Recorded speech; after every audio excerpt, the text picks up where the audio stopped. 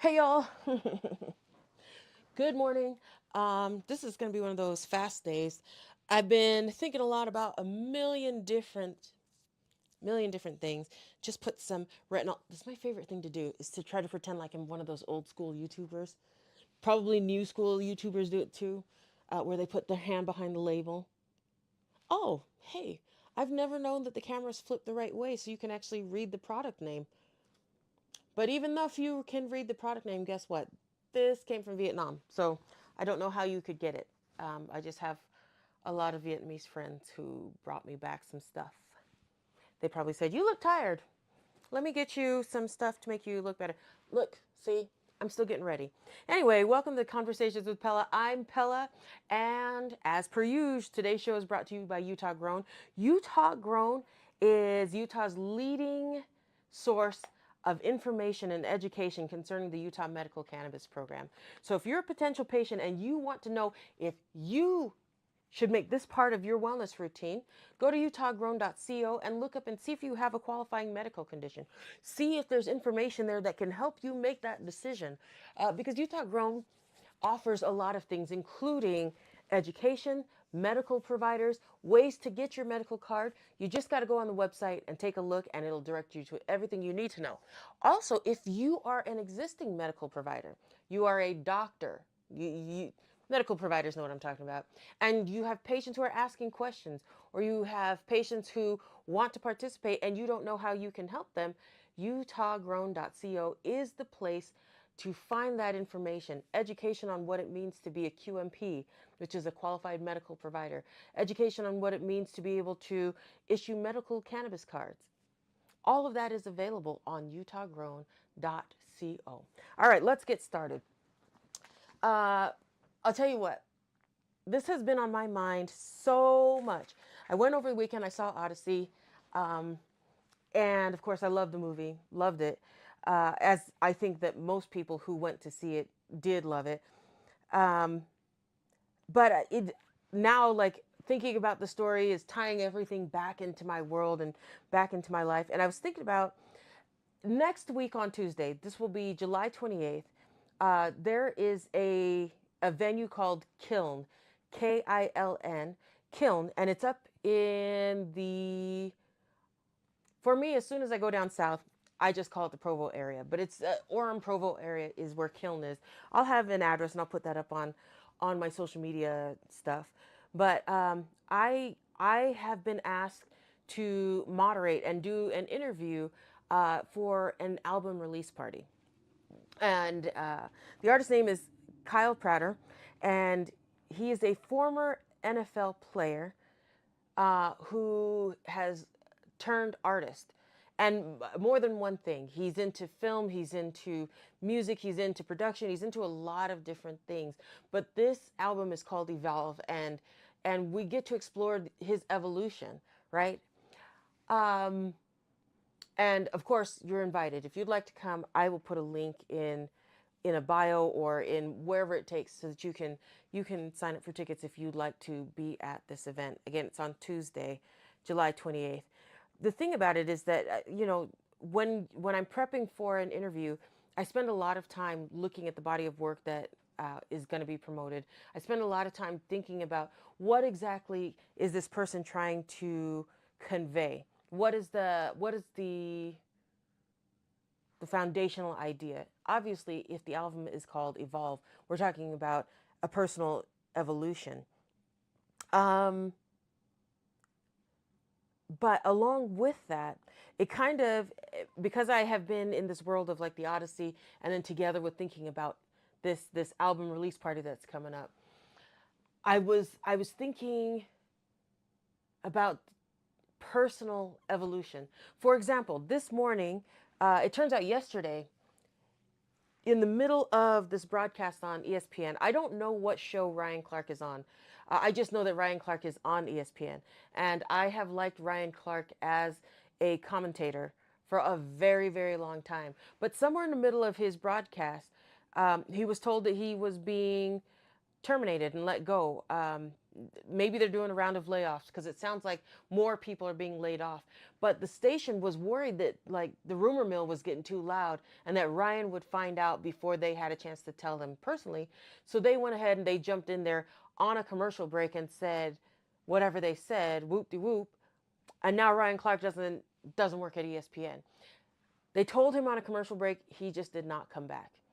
And I don't think they said, hey, we're going to part ways. You've got to leave the show immediately. I think they broke the news and he said, I'm not coming back on air with you.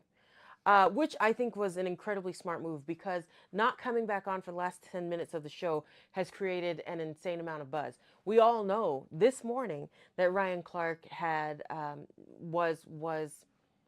parted ways with ESPN, or ESPN more accurately has parted ways with Ryan Clark. And if I know Ryan Clark like I know Ryan Clark, and to be honest, I don't know Ryan Clark, no amount of talking on out here in the atmosphere is actually going to affect his ability to land on his feet. ESPN still has to pay him the whole contract.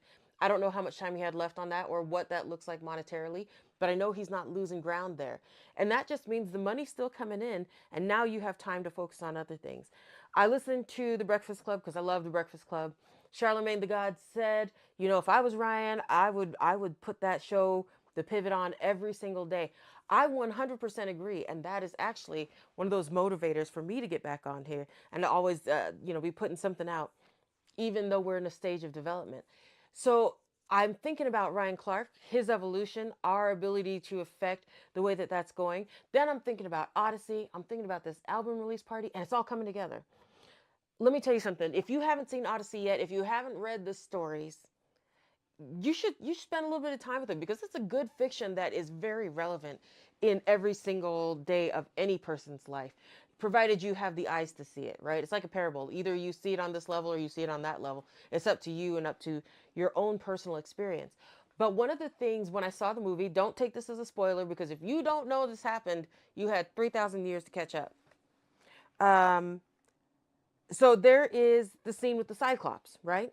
Cyclops, one-eyed giant, and they are stuck. Odysseus and his men are stuck in the cave. Now they played it a little bit different than the way that it's written in the book. In the book, they're stuck in there, they're negotiating with this thing, and doesn't want to let them out.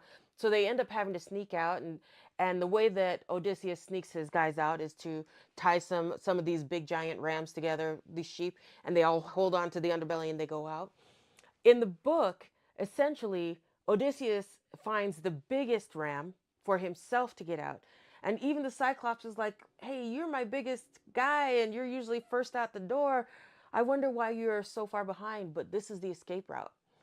And when they get out, Odysseus just seems like he can't help himself. He's got to turn around and talk cash, money, shit to this Cyclops. In the movie, it's less talking and more antagonizing, but in the story, they've been talking to this Cyclops this whole time. And so he's like, I just want you to know, sir, that if anybody was to ask you who put your eye out, you tell them it was me. That's the way that Odysseus played it in the book, in the actual book of the Odyssey. He said, you let them know. You let them know. I put your eye out. I'm the one who did it. What are you going to do about that? And then, of course, at that point, it becomes very clear. And even the men of Odysseus are like, is there a reason why you are making the situation worse? This is so unnecessary. Just leave them alone. We got out. Let's get on our ship and get out of here. And they're running to get back. And the Cyclops is coming after them, right? And then it is made very clear that Poseidon, god of the sea, is the father of that Cyclops. And that he will be ever so angry at Odysseus for the rest of Odysseus's life for harming his child. And rightly so, right? For putting out and if you read the story, and even if you watch the movie, you might not catch on to that concept immediately. It took me about halfway through the movie before I was like, oh, duh, I get it. This first act of like being an asshole essentially to the Cyclops for whatever reason Odysseus decided that that was the right way to go. This is the decision that turns the god of the sea, against Odysseus. And then, I mean, there's plenty of gods that are against Odysseus, as if you know the story. But the problem here is that Odysseus is in a boat on the sea trying to get home. Well, if you're on the sea and the god of the sea doesn't like you, how favorable is the sea going to be to your trip? And it's not.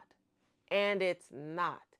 And you spend the entire time realizing that what seems like a bunch of really good guys were actually terrible people. And all the terror that they put into the world, because whatever reason they justified it, is really what made it uh, like they were terrible people. They get back to where they're going. No, Odysseus is the only one who gets back to where he's going. And he's got to face what he built. Okay, so that's this thought of evolution, right? I don't think that it plays out like that for everyone, but I think that most of us can think back to a decision we made in our early adulthood or in our late teen years, that little era, that changed the trajectory of our lives. And until we make peace with that, until we come to terms with what that decision actually made or created in our life, we don't have as much of the ability as we need to pivot and do something different. Do you remember back in 2008 and 2009, the markets crashed? We had the housing bubble, right? 2020, we had COVID. And some people were at a point where they could pivot. They just said, hey, things are changing. We got to do something different. And they just turned and started doing it a different way. And there were plenty of other people who were upset and complained and hey, I mean, I know that at times I was one of them, although I didn't complain out loud because there was no point for me to be telling everybody how upset I was about anything. But a lot of the times we get in these situations where we can't change directions. We are just stuck. In fact, there's a book that's called Who Moved My Cheese? I remember this from way back in the early 2000s, late 90s, early 2000s. So from last century to this one, this book was already written. And it was about these two little guys and these two little mice that lived in a maze. And the cheese moved and they couldn't figure out, like, where did the cheese go? And some of the characters were just like, well, we better go find it because it's not here. Put on their shoes and took off to figure out where things were. But the two little people that lived in the maze, one of them is like, this is the hill I'm going to die on. Somebody's going to bring back my cheese to Cheese Station C. I'm not going anywhere. I already worked too hard for this. This is it. Whereas the other little person, who the book is really about, had to sit there. It was Hem and Ha, that was their names. Had to really sit there with himself and be like, okay, why am I struggling to not, or to not get up and go look for the cheese? Clearly it's moved. Clearly I'm in a place where if I stay, I'm going to starve.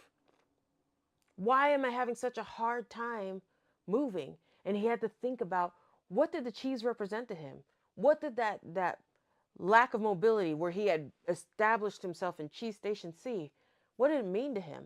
And that's all I'm thinking about, is like at the beginning of life, somewhere in our early beginnings, when we still had to hustle for things, when we still had to make decisions about where we're going and who we are as people, I think the majority of us made a decision where, if we haven't come to terms with that decision and the implications that it's had on the rest of our life, we struggle to evolve past a certain point. That's it. That's my thoughts on evolution today. Anyway, it's probably time for you to go to work. I know it's definitely time for me to get up and get out the door. That was hard to say. It's time for me to go. But I'll see you at the office.